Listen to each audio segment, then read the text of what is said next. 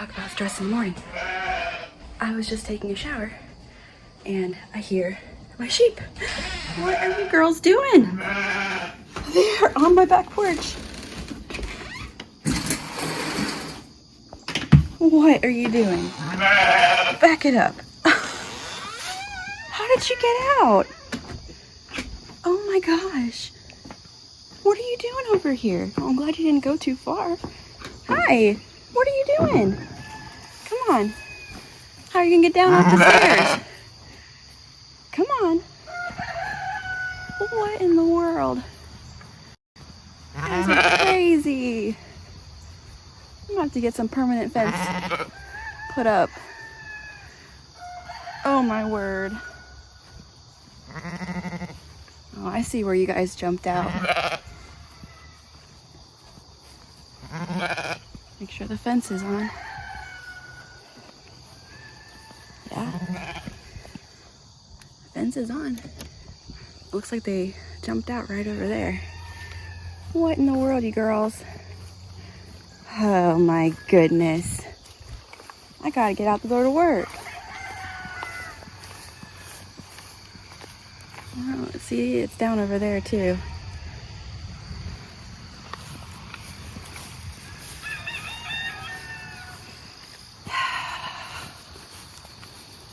Girls.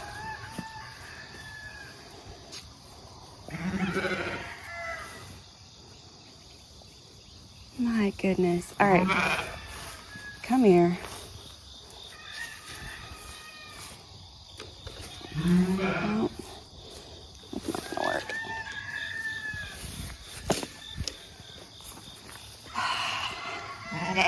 What? They got this off of there.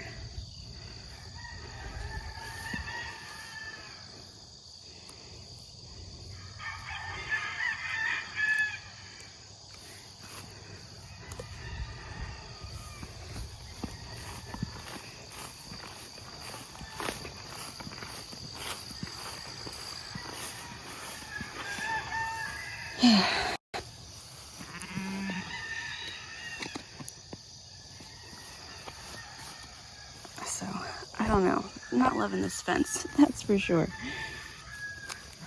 Definitely would not spend the money on it again. Very important to bucket train your animals when stuff like this happens, so that you can shake their feed and they will come back. But I have no idea how long these girls have been out, if they've been out all night. Come on, girls. Come on. Can you step over?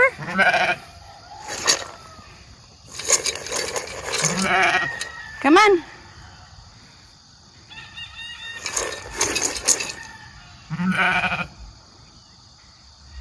You gonna go the other way? All right.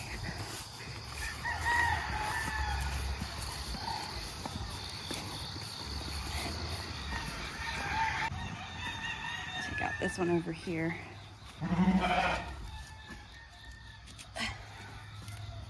All right, come on. Come on, sugar. Come around this way, girlfriend. Come on, sugar. Come around over here. All right, here. There you go, guys. All right. I wonder if they ate all that grass up in their little patch that they wanted, and they just wanted different grass or something. I'll have to move this when I get back because I gotta go to work. Hopefully they will stay in the barn until I get back. I'll only be gone for an hour.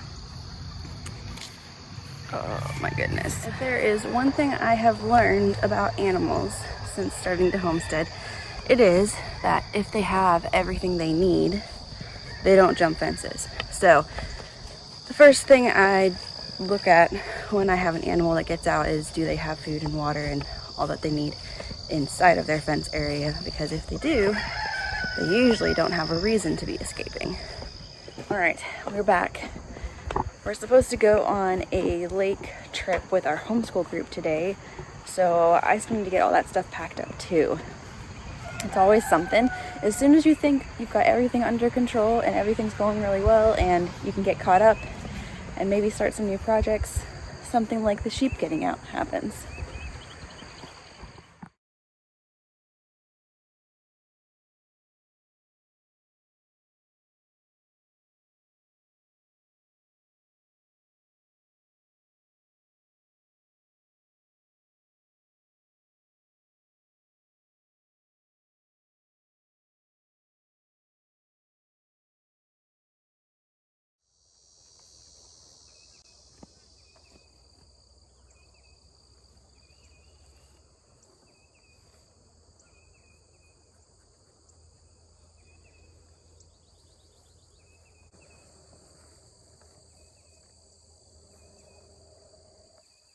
Part of the problem I run into with doing the fence is that my ground is very sandy, and so when it's wet, it's very, very soft. So when we have these big thunderstorms come through with a lot of wind and rain, my fence falls down because the ground is really soft and then the posts come out. But then when it's dry, it's like trying to drive the posts into concrete. It is really, really hard. So it's a workout.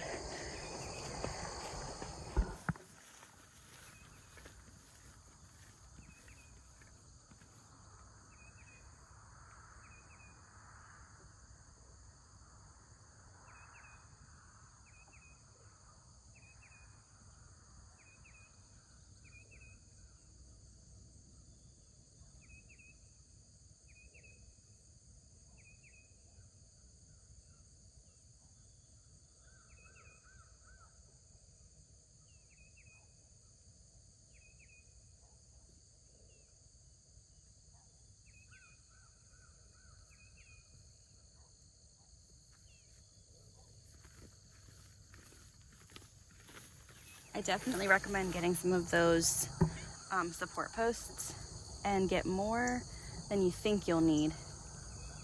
Wow, my tie knot. I would like to have more support posts in here because they're much stronger and they have like the kick part on them, so they're easier to get into the ground in a hard spot.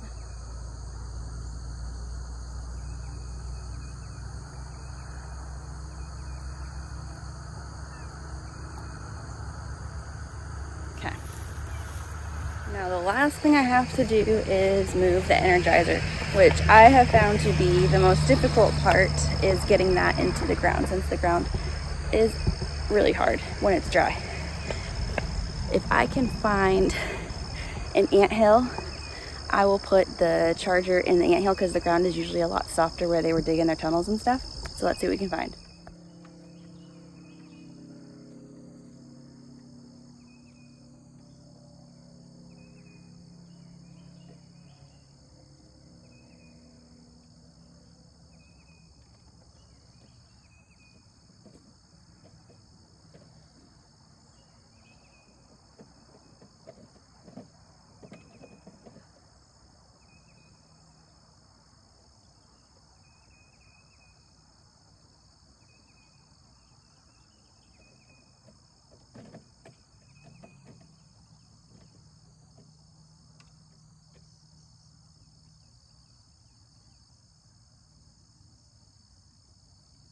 I might need to come out and just mow a line around the one edge where it's really, really tall.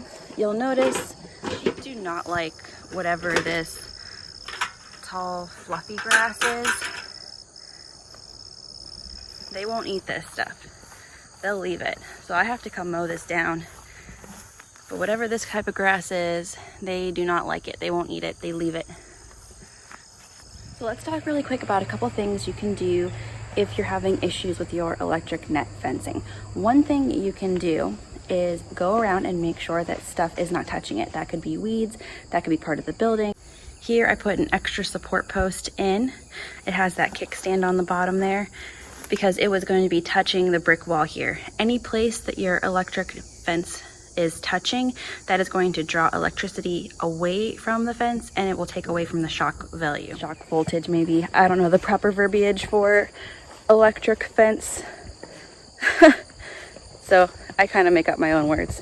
If you are finding that your animals are getting out, the first thing I would look at, do they have food? Do they have water?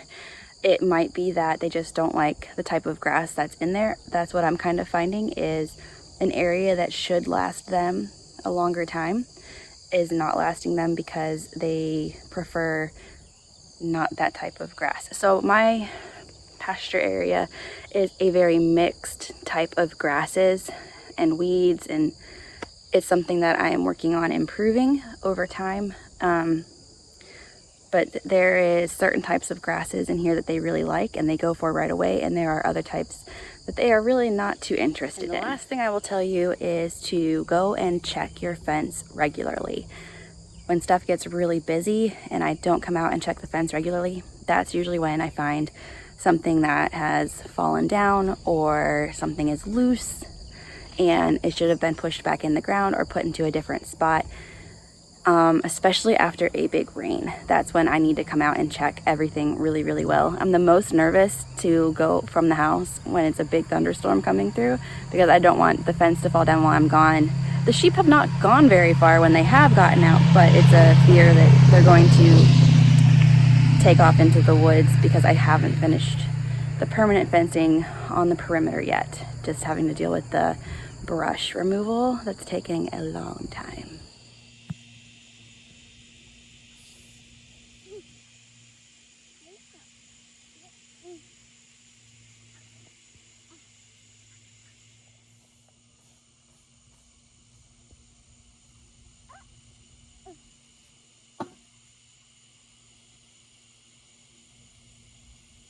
So I think we're good for now, but when I get back from our lake day, I am going to mow around the edges just to make sure there's not an excessive amount of weeds touching the fence and drawing that electricity from the fence.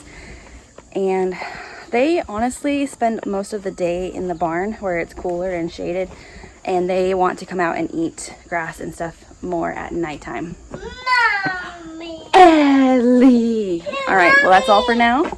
I'll see you guys next time. Maybe I'll throw in some clips from the lake, we'll see. And thanks for being here. It's fun to have your company. I'll see you next time. Bye.